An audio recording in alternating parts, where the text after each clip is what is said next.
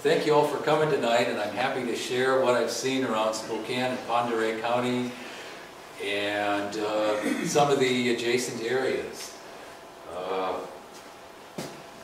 You'll find that maybe some of my species identifications aren't quite on the mark, or some of the plants that I seem to be talking about aren't quite on the mark. Feel free to correct me, because I'm very much an amateur lepidopterist who's rapidly, as hard as I can, working at gaining the experience I need. Anyway, Spokane and Pend Oreille counties. Let's see what we got here. To me, what got me involved in WBA is experiences like this. This is my nephew from Virginia with zebra swallowtail perched on his hand that we had caught out on little uncle and nephew butterfly hunt in Lee, Sylvania State Park. They have a great big patch of pawpaw trees, and late June, early July is a great time to see zebras mobbing milkweed plants there by the water. So he was pretty excited about that, although I have to admit he liked the box turtle we found in the woods a lot better. So just thank yous to probably most of the people in this room for the support that you've given me in getting this work launched. It really doesn't feel like work, it's play, 100%. It's just great fun. I consult with folks over here online all the time to figure out what's what. You cannot do this stuff alone. So lots of great materials and reading, and of course my thanks to Brenda, who has been with me on just about every trip that I've made. And also, Ann Potter has been a great resource. She knows a lot of good stuff about where the butterflies are and how to get stuff done if you need hinge lift papers and so forth. So I highly recommend email contact with Ann if you don't know her. Been a great help in getting us launched over on the east side. And I found in my investigations that what Spokane County records we have date back about 40 to 50 years. So my hero for the evening is Thomas H. Rogers, who was also, I think, the Washington Ornithological Society Citizen of the Year about 15 or 20 years ago. Quite a conservationist, a knowledgeable man both in birds, butterflies, plants. It was on his effort that Dishman Hills was set aside in Spokane County, and then later I think Eiler Creek and a small preserve up by Liberty Lake. So I think our conservation work does pay off, and I hope to see more of that happen in our area. This is just some of the stuff I use, not the fanciest gear in the world. One of the things that I've done is kind of my approach, adopt a refuge. I got to know people at Turnbull through our work in surveying with some plant teams, rare plant teams, and got to know the biologist there, Mike Dool, who's, I asked him about butterflies, and what do you know about those guys? And he said, well, not too much. Nobody's ever really taken much of a look for butterflies out here. So I asked him how to write up a proposal and submitted the paperwork the next winter, and I have been back there about a dozen times over the last 3 years. It's a bit of a different emphasis. You may not find as many of the exciting species as you would like to find all at Turnbull.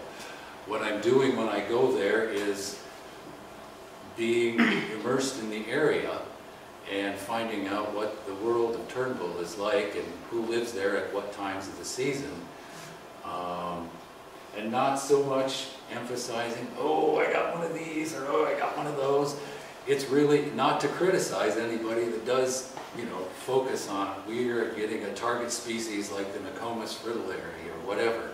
But for my part, nobody really has known for 50 or 60 years what's flying out at some of these places around the county like Turnbull, so I just want to go see what we got.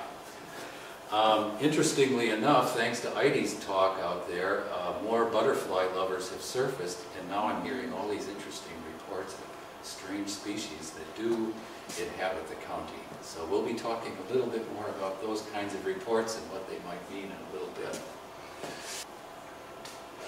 Homo sapiens baumannii. My biogeographical range starts in western Montana and works through North Idaho and comes into eastern Washington. I get about as far as the Columbia Gorge most of the time. I have to forage in diverse habitats because I have fructose intolerance. Anyway, it has been a lot of fun, and this is my amphibious capacity illustrated for you. One of the ways that we have found some of the fun places that we go is by paddling in. If you haven't tried going in by water, it's really an exciting, relaxing thing to do. Many bugs that we look for are riparian anyway, and if you reach it by water, you're getting into some habitat that probably hasn't been seen a whole lot. So this is at Fish Trap Lake, just after we actually did locate a sandhill skipper for the first time I'd ever seen one. It's in Lincoln County there, but anyway. It's not in Turnbull? Pardon me? It's not in Turnbull Refuge? No, not that one. So here we are starting out in Montana, some of the things I've seen there.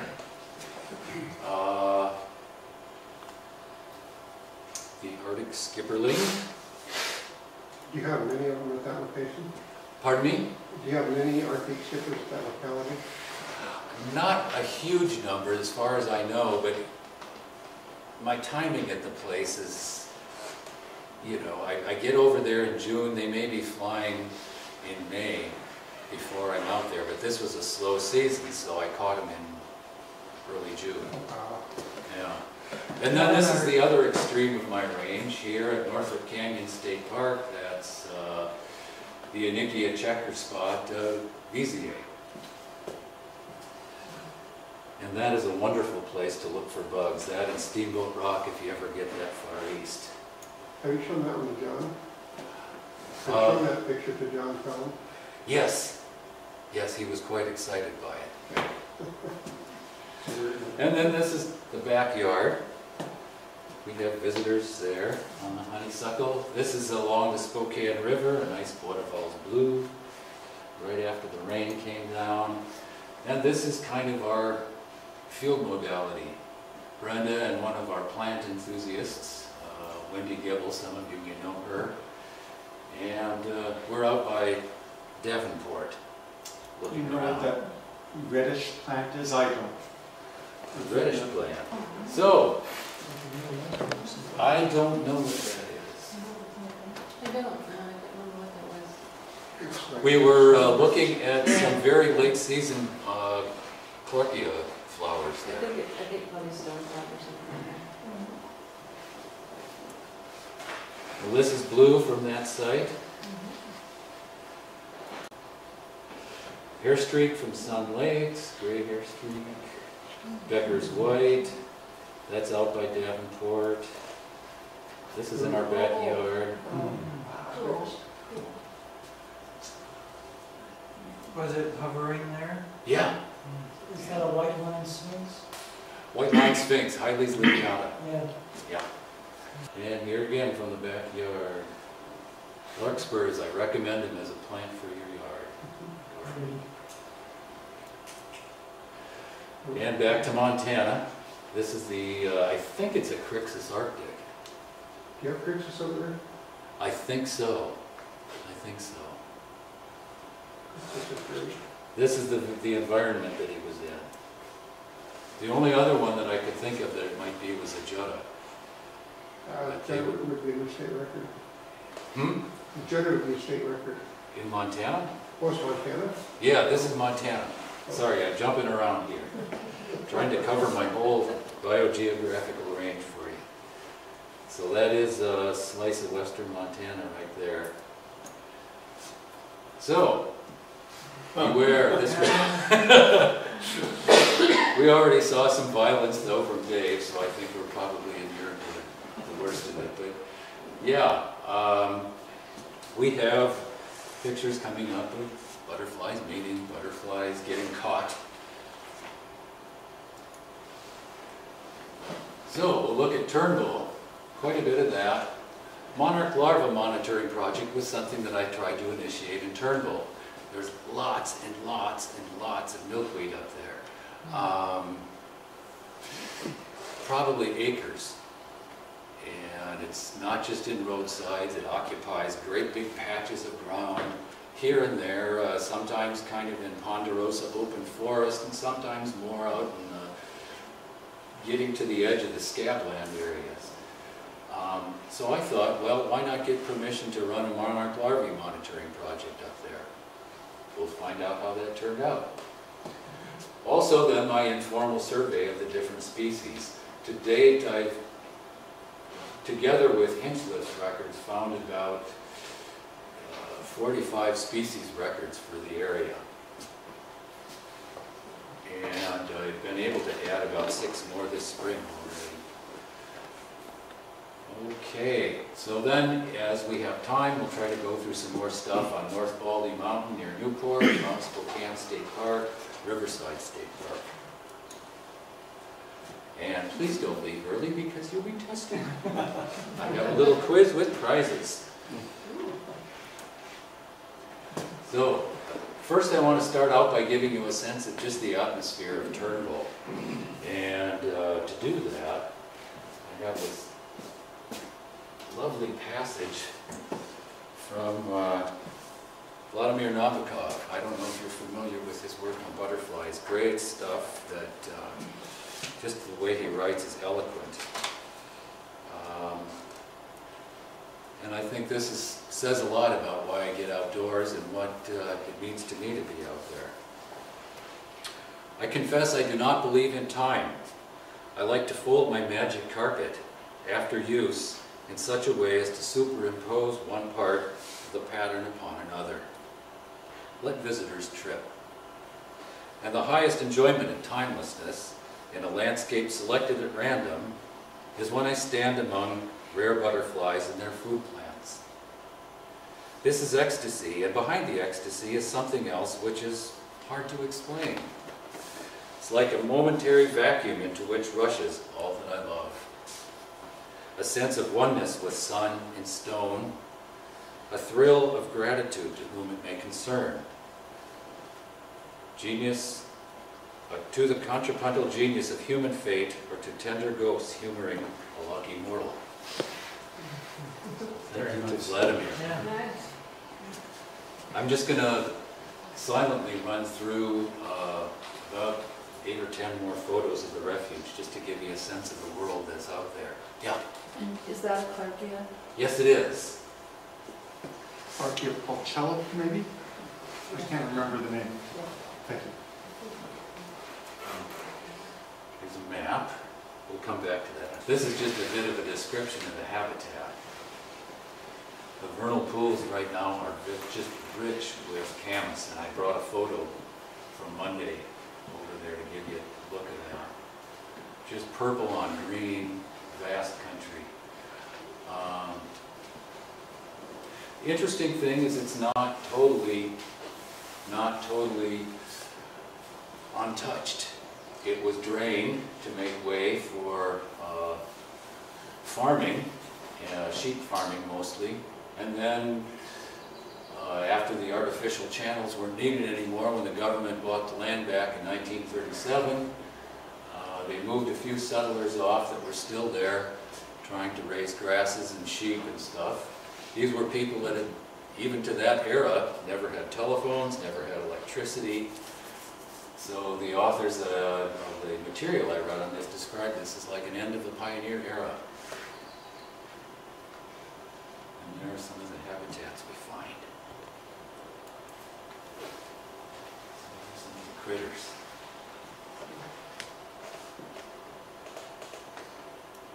It's called Black Horse Lake. On the shores of this lake, I found a monarch last fall.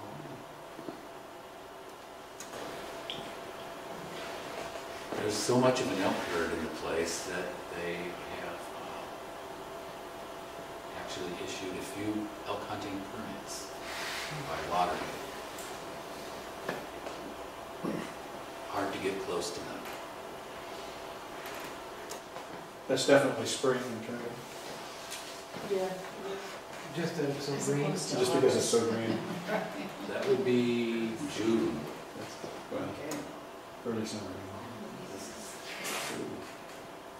see Signature. where the beaver. You bet. Were the grasses altered much by the farming, sheep grazing and things, or are the plants largely native species? They have been somewhat altered, I suspect. I'm not aware of the grasses particularly, but I know that some of the lakes are being taken over on the shores by reed canary grass, very invasive stuff. We came upon this during one of our forays back there. She didn't move. Are they white-tailed deer? Yes.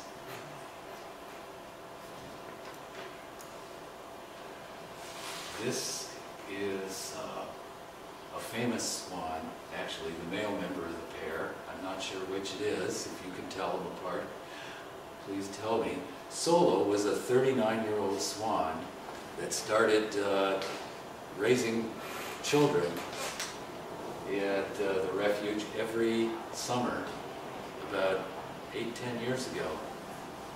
And the sad story ending tonight is they believe that just this year he has died a natural death. One of the oldest swans that people were ever able to track. Yeah. There's your Clarkia. And some Yarrow mixed in for fun. There's, what do you see out there? Clarkia, I'm not sure what these guys are. Is that bitter brush? Anyway, gentian, Euphiloides batoides, on his Heracleoides. This is a narrow-leaf castelleja. I don't know the species name. I haven't seen it anywhere else. And wild irises, they're blooming right now out there. Kingbirds. Yeah. If you know the species, I'd like to know the species. Okay. I don't know the species of this wasp. Is that goldenrod or something? Probably a red-bellied wasp. Probably a red-bellied wasp. Red-bellied wasp. I'll take it. And there's the site that Lady got to see with us about a month and a half ago. Yeah, this was an osprey nest in previous years, and great horned owls took it over before the osprey returned. So that's at the top of a very long dead tree. It's distracting. Sorry about that. So they should have fledged by now. There's another good mix of the flowers, and here's the monarch larvae on the tree. This is at the early stage of the milkweed blooming. And we probably made about 5 visits to the refuge during the summer between the beginning of July and the end of September, trying to see what we could see. As I say, milkweed is an abundant plant. We were out there digging around. I don't know, how many hours would you say we spent at this? Brenda was looking.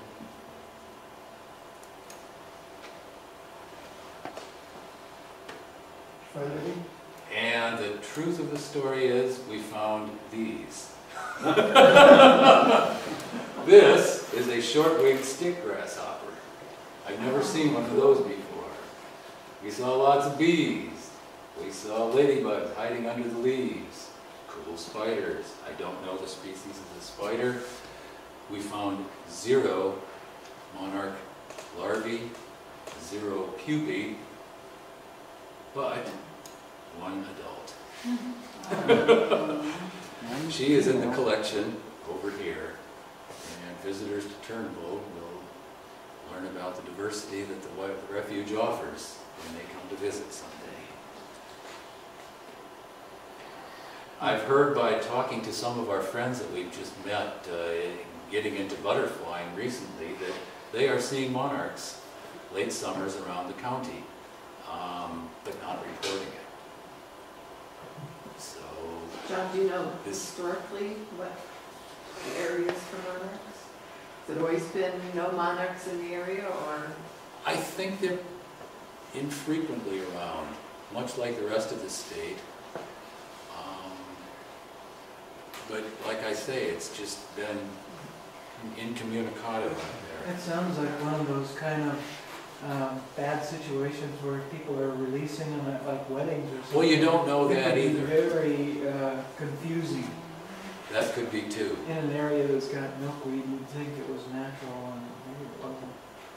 Bob Pyle over here could complain loudly about that. I would be curious to know what they would make of that sighting. Although I did report this to Ann Potter, and she entered it in. So. What time of year did you see this? August 29th, 2010. Maybe about the time you'd see them. Yeah, I would think. So the species survey.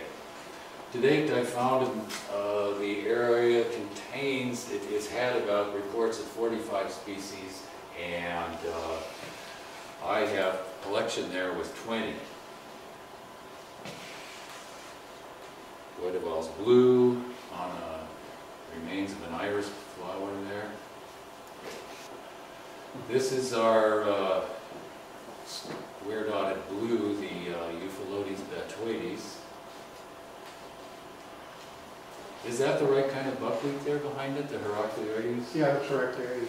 Yeah, So they're just about to bloom right now. so that'll be the Euphalotes on the Heracleoides, it doesn't have a name yet. Do you know if they've actually come up with the species description for these guys yet? No, Andy Warren and Kind of in the works. the guy from Montana, I think, Steve Kohler are working on describing it Oh, okay, good enough. for 2 years. There's a close-up of the same little guy. Arrowhead blues. I haven't seen too many of those out there. But they're around. Purplish coppers are abundant. Fun little butterflies. Is the plant Canada thistle? Yeah. I'm pretty sure, not Okay. certain. Okay. There's other thistles out there that I don't necessarily know so well to be certain. 92% sure. Okay. And there he is again. I think that plant is, I've read beggar ticks. That sound right? Looks right. Okay. Have to want to see more of the plant to be sure. Not a real great photo, but it's all I could find to illustrate the many tiger swallowtails that are out there, and usually very hard for me to get a picture of. Blue coppers are another matter. They're abundant. We find a lot of these guys on the refuge. One of my favorite species. Very beautiful sheen to them. That's the same butterfly. Ventral. And the fritillary of the day, fritillary, is the Zerini. I think it's the Picta subspecies. I've got several of those in the collection over there. You're welcome to catch me afterwards and look at the ventral side if you want to make sure of what we're looking at here. But these guys are abundant late July through August, beginning of September. And this is another one of the big heroes of the refuge, the common wood nymph. I have been looking all over for Great Basins, but had no luck yet. Now, what do you mean by one of the great heroes? Everywhere you look at the right time of year, you're going to see them. They're just all over. Lots of grasses for them to feed on. I did find also, and it's in the collection, a darkwood nymph. They're out there too. These guys are common. I've just caught a few of those this year.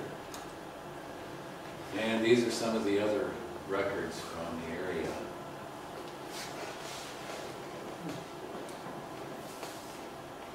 The garita is one that might be of interest. I don't think we have those over on this side of the state. Am I right about that? It's more of an eastern Washington critter. Very Which one do you say? They're fairly common. I've seen them on the Little Spokane as well as at Turnbull and up on North Baldy. You can be watching for the European skipper too, if it shows. Yes, yes. I saw one of those in Montana, but I haven't seen one in Washington yet. It showed up in Connery County. Yeah, I've heard about those guys. Just waiting. David James County. They are going to be around Timothy Day, if I remember right. Something like that. That's the classic food plant, but they remember grasses. Okay.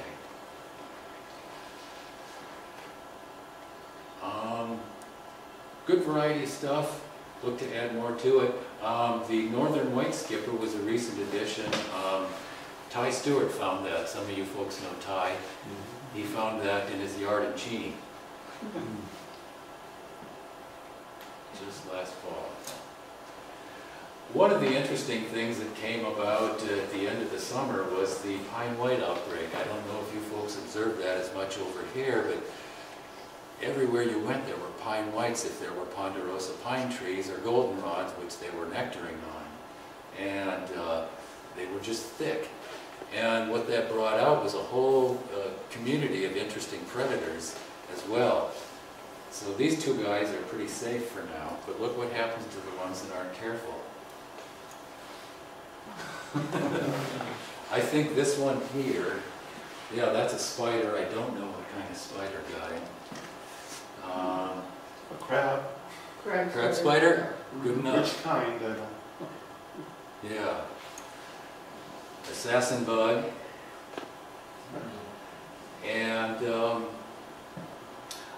one of my favorite observations was a moment in which a pine white was kind of fluttering over Black Horse Lake, and here comes a wasp and just tackles it right out of midair. Takes it down, quickly snips off both of his wings, and then buzzes off again. I didn't get a good picture of that, otherwise I would have put that up too. Did you see dragonflies spraying much? You know, yeah, not many. But North Baldy. So this is where I hope we get to go. The snow will melt, and we'll have a bunch of 90-degree days, maybe at the end of June and early July. And we'll start to see something like this as we get up into Pend Oreille County.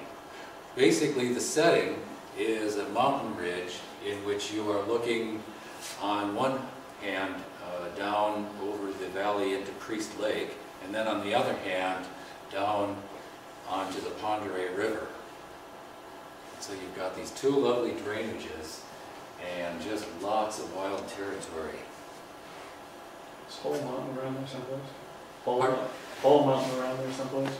Hall Mountain, yes, I think that's north of there, Yeah. a few miles. Does anyone know if bear grass is a good nectar plant to attract butterflies? No, it isn't. At least in western Washington, it isn't. I've never seen anything on it. Mostly just flies, huh? Yeah. Yeah. So we're talking about going. Here's Newport, eastern Washington, right at the border over over here is Idaho. Old Town is actually an adjoining town that's in Idaho. So we'll come up here, go up the road this way on the other side of the creek, or Pend Oreille River, and take a Mill Creek road into North Baldy Mountain. Now we're kind of getting at the top of this map to Ruby, and here's Ruby. And North Baldy's right here.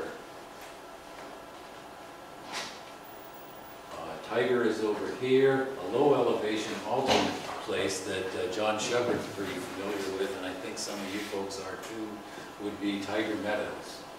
So if we're snowed out or stunk out of going to North Baldy at 6,000 feet, the meadow over there might be a good alternative trip. There are a lot of other places that Carol Mack and John Stewart know as well, and they're helping us plan this stuff. Up further here, you get, I think that's Sullivan Lake. Yeah, Noisy Creek, campground. So to give you a sense of the landmarks. And right over near Idaho. A real interesting part of Idaho that I'd like to look into more, and I've just touched on, is when you drive up this road here, come back into Washington, you get into some really nice cedar forest and interesting plant communities there. There is a little lake up here called Huff Lake. I think I have a few photos of that to show you. Neat little marsh. About how long does it take to drive from Newport up to North Baldy? Probably an hour and a half. So for a field 15 trip, minutes. we'd have to leave pretty early to leave Newport on the conference. You'd probably want to be out of there by 9, but things would be just getting warm. Get up there about 10:30 or so. Yeah, it should work. So this is a view over the Pend Oreille River, and that's Carol, who introduced me to this place, and oh gosh, her neighbor Bill. Is that the Pend Oreille River down below? Yes, Okay. yes. And this is our walk up on North Baldy last year. We went up on July 24th, and this is all blooming with lupins, kind of an early season plant to give you a sense of how the things were progressing in the season that year. I'm guessing that this year won't be much different than that. And these are some of the things we've seen. Clodius Parnassian, Rocky Mountain Parnassian. They're pretty familiar from over here and some of the high spots. This is an Anna swallowtail that I caught just after it had finished nectaring on Columbia lilies, which she was helping herself out to quite a good dose of that stuff. I've never seen that much pollen on a butterfly before.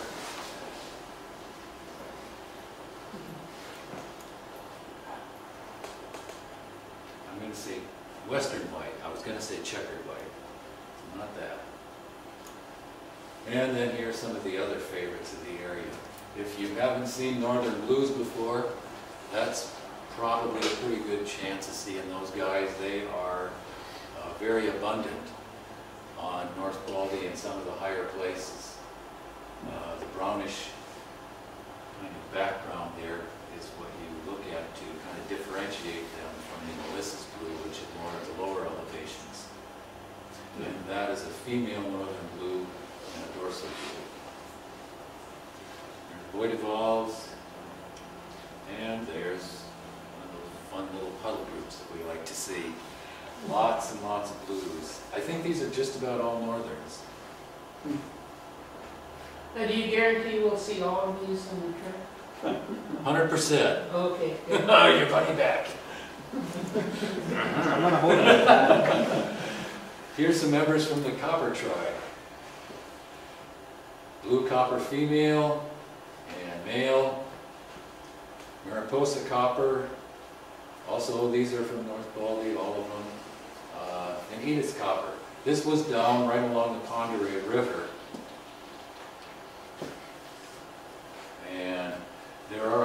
places there and on the road along the way up that we might be able to stop and look at some good stuff. One of the species that we found on the drive back down from North Baldy last year was the Queen Alexandra sulfur. And I have those specimens over there in the collection. I hadn't been familiar with those guys. Let's see. Some hair streaks may show up.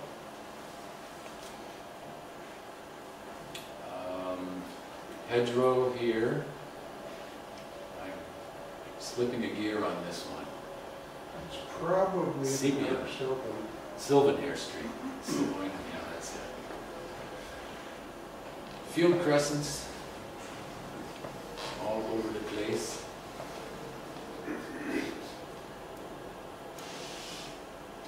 Frillaries, mostly Hydaspes.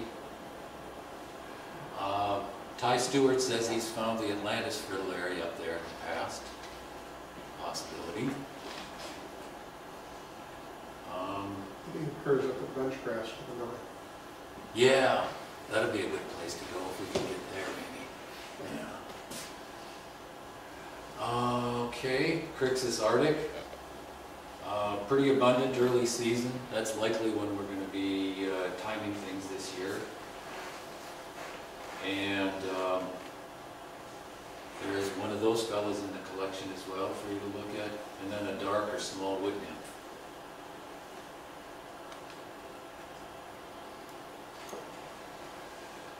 And a brave little painted lady. These guys are real mountain toppers. It seems like I see them in the early season down along the Spokane River, and then by midsummer they're up on the mountain tops. Is that true over here as well? I haven't really had much of an outbreak for the past, 5 years, but No, they do move up. and I couldn't say for sure they're not releases from classrooms and stuff. Oh, they're probably well. Yeah, thank you. So yeah, these are some of the cool plants you might see. Northern starflower, Huff Lake. We got these guys at Huff Lake as well. Sundew plants, wild ginger, wild. You guys, it's the nut tree. What is it? Hazelnuts. Yeah, yeah. Yeah.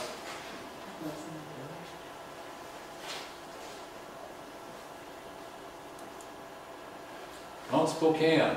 I spent a fair amount of time there. This was taken waking up in the morning after we had spent the night up at the watchtower that they now rent out to people. Fun place to be. Cool picture, I like it. They were charging $60 a night through the state parks for that the year we went up, and I think they raised it and made it part of the more formalized state park rental system for the way you get houses and yurts and different things like that online. But my friend, who is with the Friends of Mount Spokane group, got us in here, well, we still could, early in the season. I mean, he booked us early so we could come up in August, and we celebrated our friend Nora's birthday. Mount Spokane is a kind of an interesting place. It is considered the southernmost extent of the Selkirk Mountains, although there are people who will say that Micah Peak, just across the Spokane River Gorge, is the actual southernmost point. So I don't know which way to call that. The range is older than the Rockies, and you can tell when you're up there because the mountains look worn, and they are of a different composition. Vassar silt loam, deeper depth of soil, nice bedrock. The park itself consists of 14,000 acres, and elevations range from 2680 to 5880.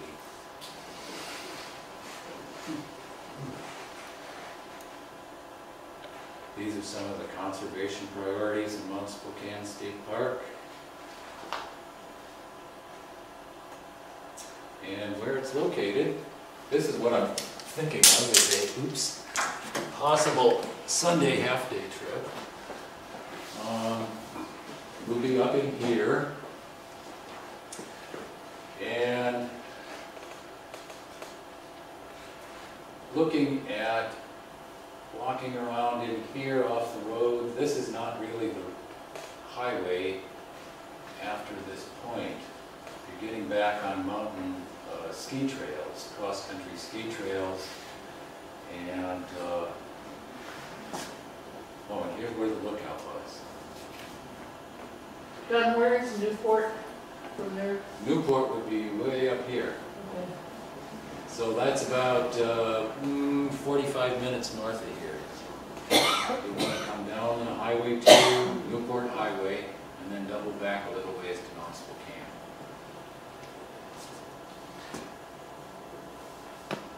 There are other options we could do as well, but that would be a promising one. Pale swallowtail, nectaring on mountain bluebill, White-Ball's blue on lupins. A lot of fun stuff up there. Green comma. A couple of Zerini fritillaries. Do you know what they're doing in this picture? I think they're the same gender. But when I took this one here was wiggling, and this one had come up to kind of, I don't know, maybe a sort of challenging gesture, landed right behind him. They're kind of hard to sex, but you might have one, there might be two different sexes, and if one was it fluttering its wings? Okay. Yeah, this one was the fluttering. Yeah, that's a male fluttering gives pheromones to the other one. Okay. Okay. So hopefully the other one's a female. Right. Okay.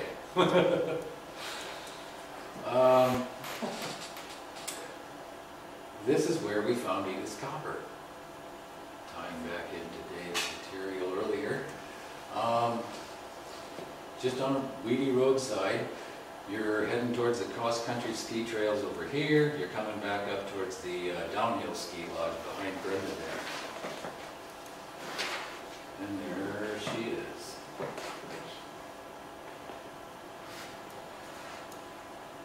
Another one, not a real good lighting in that shot. And this is what it was like to be up at that lookout place, looking down. Some of the other denizens of Mount Spokane, gray hair streak, painted lady from who knows where. That was a Hydaspes fritillary, but you can't tell too much by looking at that side of them. And this little fella. Anybody know what that is? I'm not too good at my mammals. Oh, the ground squirrels, but I don't know which one. So the Columbia.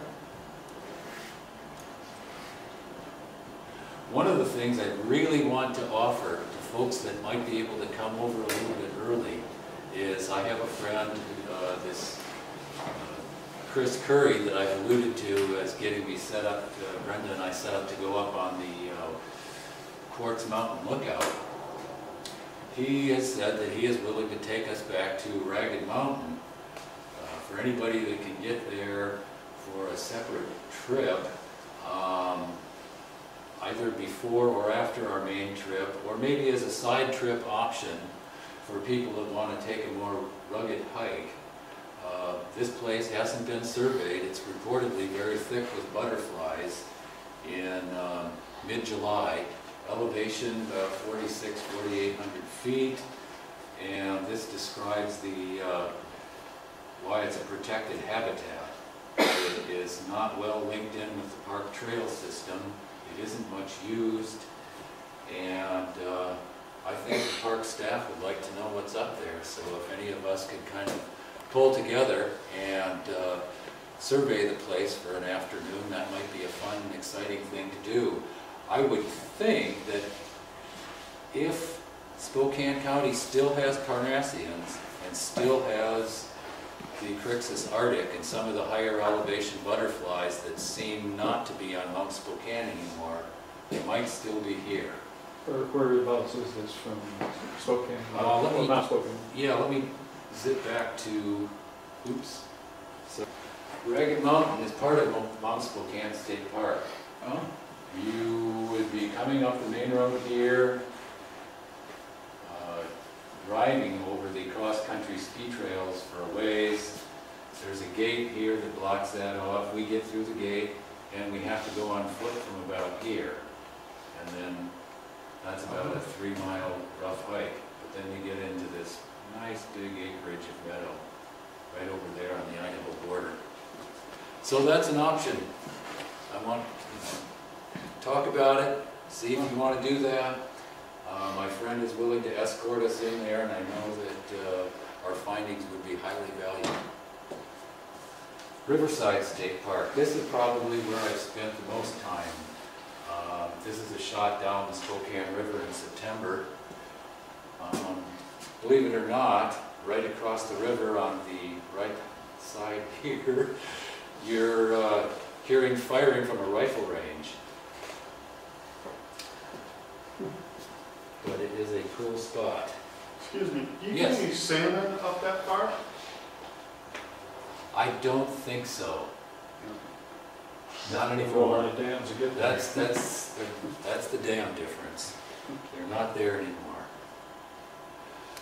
Silver spotted skippers appear in this area, although I have to confess to you, this photo was taken in Virginia.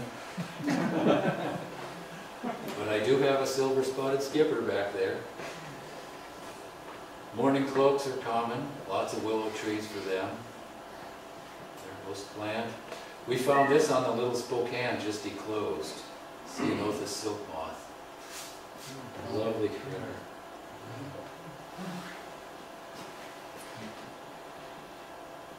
And then at the other extreme with Lepidoptera sizes, the little common roadside skipper.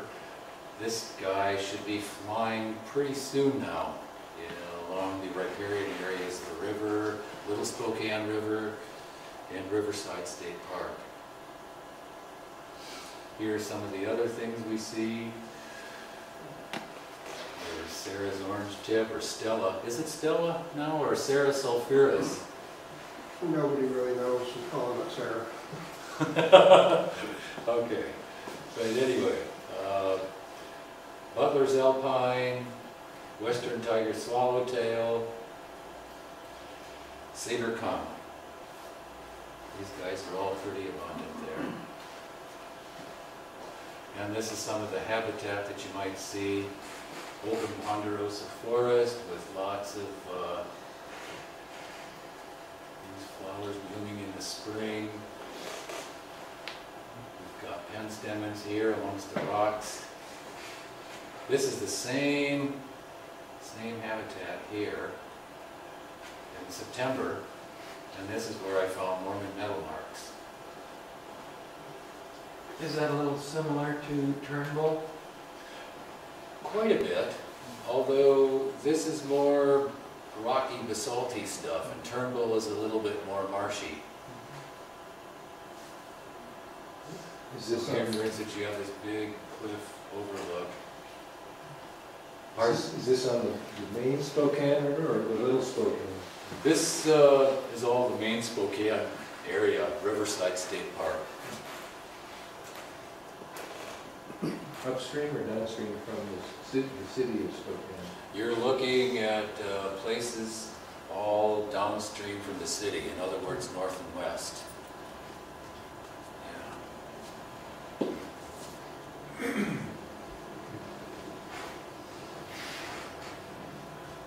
We had very few records in the county of Mormon metal marks.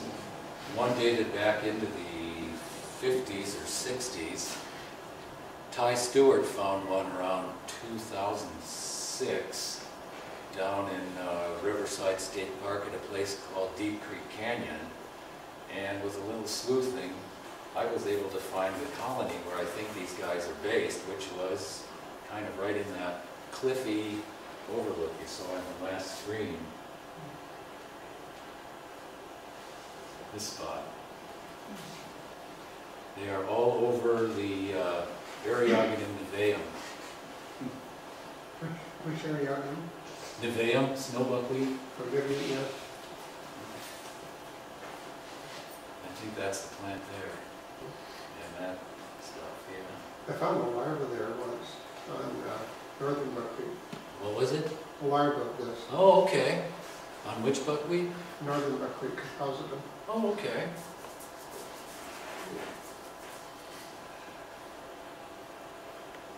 Lupin Blue.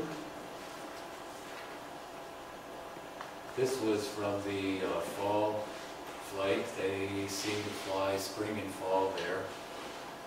I've read or heard that Bob Pyle was speculating maybe we have 3 flights of those, but not in Spokane, I don't think. These are some of the other critters we got. Killdeer. I don't know this beetle. Does anybody know that guy? Buprestis beetle. A what? A Buprestis or Buprestid. And the larva tastes like cashews, I'm told. I don't think I'll be trying one soon, but thank you. Burrow through dead wood. Cool. And how about the bird?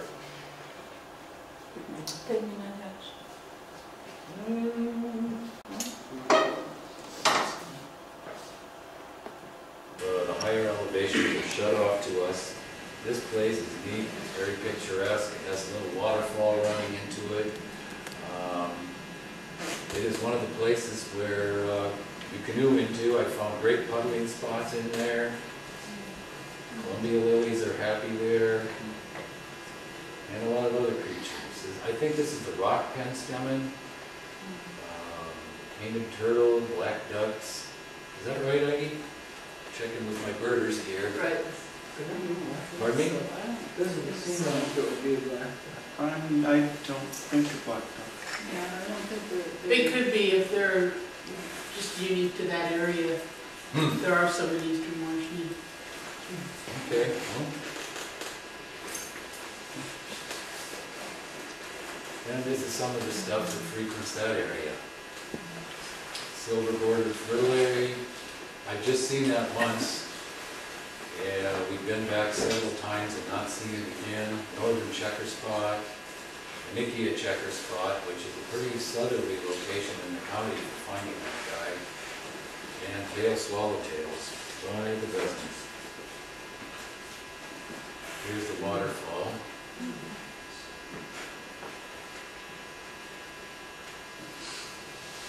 Some of these other guys, we don't see a whole lot of the cloudy wings. This is the first time I'd ever seen one up here.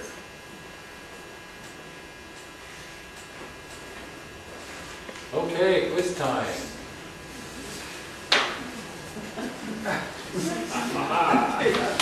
I need somebody to be my adjudicator. In other words, somebody that can say, yes, he answered it first or she answered it first. At stake, you get a free butterfly card. So, do I have a volunteer for my adjudicator? Dave, how about you? Echo Nigressens. Okay. Oh, you mean That's a that? different deal. That did. Either one of you. No. I could be the adjudicator and Okay. I'll point them out. Okay, so we had a vote for Nigressens, and I think you're right. You go. Oh, I get that. Oh, it's just right. You betcha. All right then. Let's see. Some of these are pretty easy, but they're going to get harder. Gilbert's Tortoiseshell. I heard Gilbert's over here. I heard that first. Oh, was it over there? Okay. Over there I'm first. not adjudicating. Sorry, Don. Actually, you should. I'm Somebody right. better I have hearing weird, than so I I've know got. it. Let's see. What do we got? Serene? Crescent. Go for it. Thank you, John. Yeah, I'm sorry, I didn't hear a guess yet. Was it? I said Serene, but I'm probably wrong. Serene, she A crescent. It's a crescent. Okay, never mind Am then. I lit a crescent? There you go. Okay. All right. Okay. Easy. Oh, Western Tide, Tiger's Claw. Okay. Yay. You get the Zerini. Thank you very much. You're welcome. And what else is there?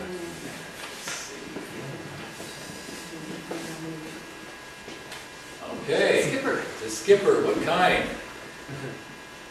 Rufus. A Rufus skipper? Pretty skipper. Orange skipper. This is a bit of a toughie. That's the This is a possible Eastern Washington specialty. That's the European, right? Yes, Okay. good job.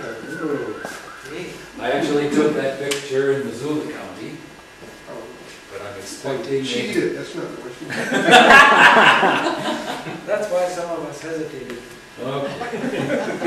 What I find is different between these two guys, the Garita and the European, is the European seems to have a bit of a translucency to the wings. It's not as, they're more pointed and they're not as solid. David has a question. Yeah. Well, I know them based on the European has very bright orange wings with black lines invading those, whereas the Garita is a very dark orange with light lines invading those. So it kind of looks like photo negatives of each other. There you go. Cool. Yeah, yeah. What's interesting is the immatures are just completely different. They don't look anything the same. Yeah, well, they're totally different genera. They're different genera. The eggs of these guys overwinter, which are unique among our skippers. They had been postulated by one of our writers here as a possible threat to the other skipper species in the area because they might be an invasive species. Pyle has observed fields that used to be dominated by woodland are now dominated by European, and he's seen very few woodlands remaining. That's bizarre. But that's anecdotal, so.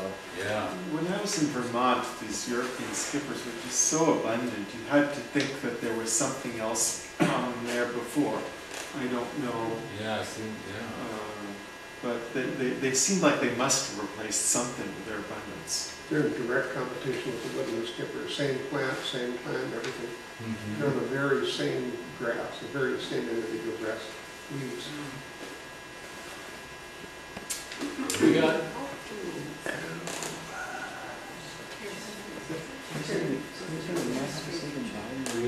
Heidi, Heidi's got her hand up. Sharon Hair Street. You got it. Go ahead. Which hair street are you? Sharon. Might we see that? It's a little late. Well, at that elevation, with a cold season, maybe. It's not impossible.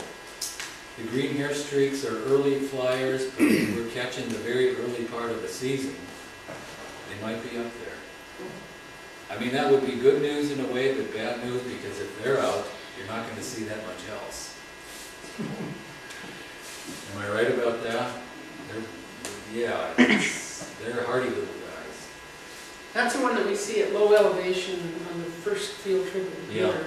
Yeah. Schnebly. We got stunk out on Schnebly Coulee this year. About the 1st of July. What do we got here? This is a toughie. Tail blue. Which one? Which one is that? Tail what? Eastern. Stewart. Stewart. He deserves the silver border strip for that. Does the Western have the orange and all of those connected? The Westerns can have very little orange. Less orange, yeah. But they're in Spokane County to get real hard. Oh, really? Yeah. Oh, I don't great. know Do the They have been Westerns? seen, I have apocryphal kind of reports on eastern tail blues from some of the folks I've just met showing up in different locations around Spokane County. Carol Mack says that she's seen them at Pyramid Pass, which is on the way up to North Baldy. So, Habitat is a real good way to figure it out. what do they The like? eastern tail blue will be in very dry habitat, and the western tail blue will be in wet areas. Okay. Over on the east side, does the Western tail get that heavy of spotting? Yes. Oh, boy. Very different from the ones we have further west. Totally different. Pyramid Pass doesn't sound like a dry spot though. Where is it? It doesn't really fit that description. It's not, I know what you're saying. It's more of a right at the edge of the forest kind of a place. It's just where you're starting to get out of the woods and up into the rocks on a ridge. So it is an odd place to see those guys. Huh. Anyway, they could be out there. We'll see. How about this number? Juba? Juba skipper? Okay. This is a debatable one. I've heard both branded, Western branded and Juba for this. I think they're probably both right. I don't, quite honestly, these butterflies have really different shading. Look at the, look on the dorsal wing, you can see there, look how thick the black is. Yeah. On the Western branded, it should be real thin. I think that's a Juba. Okay. Good deal. I've Pass that also back, seen please. the Jubas tend to have that very greenish tint to the thorax. Yeah. I'm forgetting the genus on that. Hesperia. Hesperia. I have problems with the Hesperia. Ooh. Ooh. And we'll throw you up with a moth. Who knows this guy? This is in our backyard. Do you know or are you looking for? I do know. A good one. Albino cinnabar. No? Okay, all right, never mind. It's not a Shenia. Who wants to take a try? They feed on evening primroses. Rosy and cinnabar. relatives. Good. All Primrose right. moth. Way to Yay! go, We said primrose moth. Was that a guess? Good job. Good try. It's not that hard. What was the name of evening primrose moths? What was the name? It's the primrose moth. Caroline, you know how to make Looks like a guess. patience man. It's not on a primrose there. That's very much not a native plant. Okay. And that's all I got for you tonight, folks. Thank you very much for coming.